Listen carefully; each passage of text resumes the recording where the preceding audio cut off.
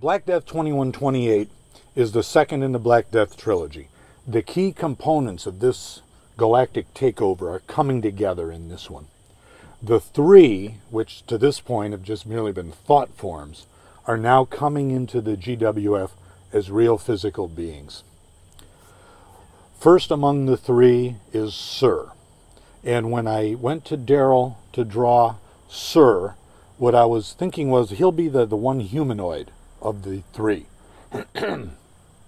So Sir will, need to have that humanoid appearance. And what I wanted here was a character that was going to be the cocky, the arrogant one. And I think we got that. The first drawing is of Sir that we didn't use, is a kind of a lean-looking guy. We needed to go further with that. Then Daryl gave me a series of 3 drawings together, which is rather amazing to see the development of the drawing of the character. The first one shows Sir still is kind of lean, but at least he's getting that costume on. In this, I wanted him to be bulked up more. I wanted Sir to be bulked up because to me he's this fantastic, powerful athlete who can move along with being big. So what we got there then is the second drawing, which is pretty much where we wanted it to be. Third one was just, as you can see there, it's just a final touching up. That facial expression, that cockiness and arrogance comes out there. Sir's got the big, high, potent offense. I think he's, a very interesting character. The second of the 3 was going to be an alien form, because we wanted the 3 to take different bodies. The scientists at Ground Zero were trying to figure out what are the best bodies to give to these thought forms. And so they gave, a humanoid and 2 alien races. Bex is the character then that came easiest to us. There wasn't a lot of work that needed to be done on his look. The key to the characters here for these 3 is that the scientists that created them wanted to give them names, so that once these thought forms came into physical being, they were to have names. And the scientists who came up with these names didn't think anything of them. And one scientist said, we'll just give them the names of our alphabet. And which in order of that alien alphabet is Sir, Bex, Genna, and then the rest of the alphabet. Sir takes that literally. And he says, well, okay, if I'm the first letter of the alphabet, that makes me the leader of this team. And Bex is like, no, that doesn't mean that. This was done at random. And so already you've got kind of a battle between people within the 3. And so Bex, ironically, I think, even though he's one of the evil 3 characters, will kind of wind up being a bit of a sympathetic character, because some people are probably going to put him at some point against Sir, which I'll probably do too in my own fit. The third member of the group here suffered the most because the attempt to give his thought form a body failed, and that's Genna. And the result was, or is, that he is damaged both physically and mentally. He's got a limp arm. And I like this because that makes this character a guy who'd fight in hardcore matches, prone to DQs, an interesting character who's, like I say, damaged. He cannot participate in the planning that Sir and Bex are going to do. Sir and Bex run this team. The couple versions we have of that, you'll see a version with the 3 characters in it. And even from left to right, they're not in the right order yet. Bex is on the left, Sir's on the right, but in the middle is this huge Genna. And I didn't want that. Genna then sort of takes over the 3. And that's what I'm looking for. I was looking for Genna to be a darker character in the background. And so we had to move towards that. The next version that was given to me by Daryl is closer. As you can see, it's got the shadows and it's fitting in. I said, make sure that Genna is behind Bex and Sir in the drawing so that, it's understood what his place is on this team. End of Days is the most powerful character to ever come into the GWF. He's got -6 power. He's got a finisher, Behemoth Spear, on level 1 offense. He's the beginning of what the three hope is a new race of powerful beings that will help them to take over the cosmos. And they're kind of testing him in the GWF. So End of Days is this monster. He's got some interesting characteristics. In addition to that playing card, you know, within the playing card itself, other characters can't even do anything to him. He's too big. You know, that limits their possibilities in terms of how they even have a match against this guy.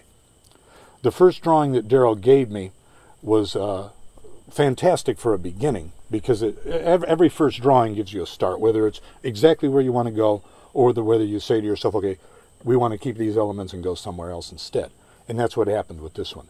End of Days is a tall, thin character with buildings behind him in the original drawing. Well, we wanted to move away from that. I wanted more bulk, and I didn't want buildings. I want him to be coming from the earth itself like molten lava. I wanted to surprise people by bringing Abraz into Black Death. He's one of those characters, Abraz and Dialectus, who were in the Infinity Challenge, who seemed like people who wouldn't even be part of anything that would go on. Once the Infinity Challenge was over, they would just leave. And I thought, Abraz is perfect for Black Death, because he's the emotional guy fighting against the intellect guy, Dialectus, and he's taken over. And he was frustrated that the Infinity Challenge was ended. He didn't like that. So what winds up happening is Abraz is not a fighter, and so he's being brought in mainly as a manager for the top guys, the three in End of Days. But he can wrestle. And when he gets into the ring, though, he's terrible.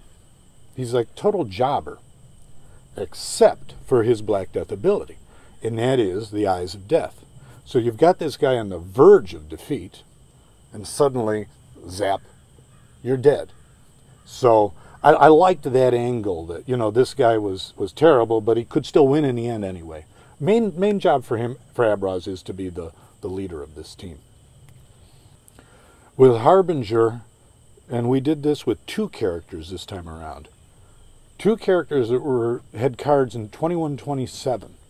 In 21-28 already have new cards. That's how fast things move in Black Death. So Harbinger, who is a very powerful character last time around, this time the three, upon meeting Harbinger, the guy who's done a fantastic job for them in 21-27, leading Black Death, Sir Beck's, their feeling is, we don't need you anymore. We don't care about you. You know, you think you were important to us, but the only thing important to us is us. And so Harbinger argues that point. Right on the spot, they strip him of his powers, and he's reduced to being what he was prior to Black Death. And in my opinion, that makes him one of the most interesting characters, and probably is going to be one of the most popular characters of 21-27. Because now, as an underdog, he takes on these guys that used him that way. The artwork developed was very easy to develop from the start here, because I said to Daryl, let's have the exact moment when he loses his powers be the card art. And I like that a lot. And so it is. You know, he's pictured in the ring, knee on the ground, powers have gone away. The first drawing of that, he still had the dark face. He didn't have his own face yet.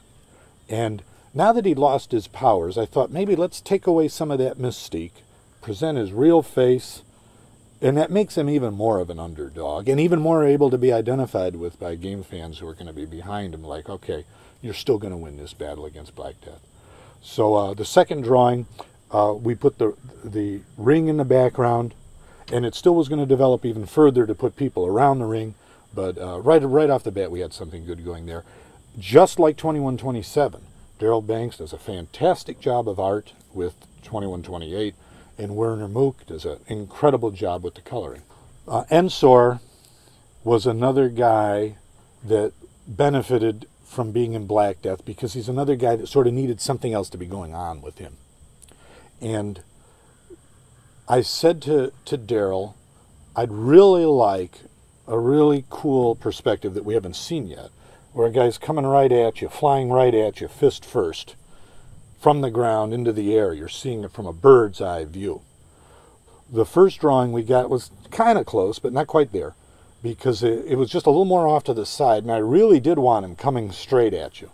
And then adding behind him the ground that he's actually taking off from. I think it's a fantastic drawing. I think Ensor is well served by this. He now forms a tag team with the Betrayer, two guys that are super high spot, risk-taking, dangerous guys, hence their tag team name, Black Death Danger. So this gave, and Ensor now has some cool feuds against guys like Payback. One of the questions I had for Black Death, and in fact what I thought I was going to do, was take the Master Race, Thrax and Zygon, who've been around for a long time and are really a classic team. They've been together that whole time. To take them and have them just leave and retire. But I thought, you know, these guys are really classic guys. I want to give them another last hurrah in this fit. And nothing is more powerful, in my opinion, than having two guys that have been a team all their lives, and now they're against each other. I mean, that's intense then. So, of the two, Zygon seemed to be the guy that would change. He's like the more evil one of the two. And so Zygon turns over to the Black Death side, and the issue just was then, you know, how do we draw this guy? The first drawing that Daryl gave me, which you see, is the guy with a cloak and a very dark look. I wanted to move away from that. I wanted to move towards the Zygon we've already seen. Harbinger's already got the cloak. Just, you know, let's try a new direction. The second was good, and then, but I wanted something more yet again, and so I said, let's just add some skeletons in the background. I don't know if that'll work, but, well, let's try it. And so we did, and I liked it. And the second version has skeletons that are a little higher than I wanted. I said, just lower them. I want Zygon to still be the focus of the drawing. And that was done. And Zygon forms a tag team with Oracle called Black Death Arcana. That's perfect, because now he can feud with Thrax. And we gave Thrax a new playing card. And Thrax also is teaming now with Tharkus as a team called Warriors Born. Now with Thrax, what you've got is a guy that really is just aging again. And since he is aging again, you know, he's going to be, his playing card's going to be about the same or a little lower. What you always have to remember when you're in the game business is everybody can't be fantastic. You know, a lot of times, you know, game fans want all of the 10 cards in a new set to be super powerful. Well, if you keep doing that, you know, you're gonna have power creep. You'll create a situation where everybody's too good. You've got to make the characters that aren't as good interesting anyway. Vanity, Pulsar, the Mutant. In these editions, it might be Thrax. It might be Grit. Some others.